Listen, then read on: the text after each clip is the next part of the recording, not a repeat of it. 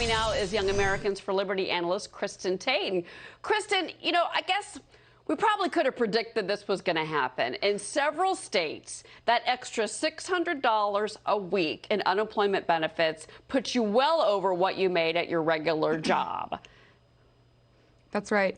Roughly half of U.S. workers are, able to make more on unemployment than they were at their jobs before the pandemic hit. That $600 a week from the federal government is the equivalent of a full-time job paying $15 an hour. Then on top of that, laid-off workers also receive checks from the state. And in some places like Washington State and California, laid-off workers can easily pull down well over $4,000 a month from staying at home. It is great that we are giving help to people who truly need a hand up during this time, Cheryl, but it's obvious that this level of aid really disincentivizes productive activity in the market, and it puts business owners in a terrible situation. A lot of small business owners, they are getting that green light to start reopening, but they're worried that their employees may prefer to stay at home and get paid for that.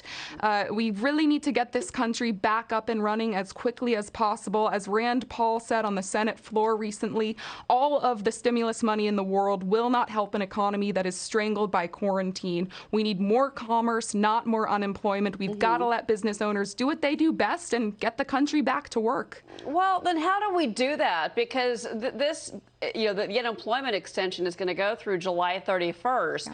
You've got states that are reopening right now. So you've got businesses right now that can't get employees back in the door.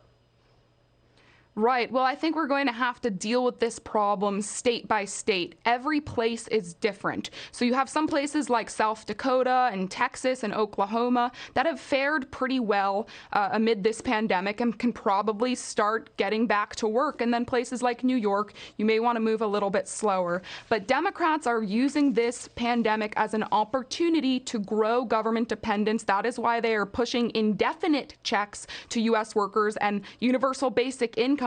I mean, for many of our politicians, particularly those on the left, blocking the incentive to work is not a bug, it's a feature, and that's really a shame. We really need to get the country back to work in a way that's safe, but also as quickly as possible. Right, especially for those struggling small businesses that you mentioned. They're the ones that really need our support more than ever.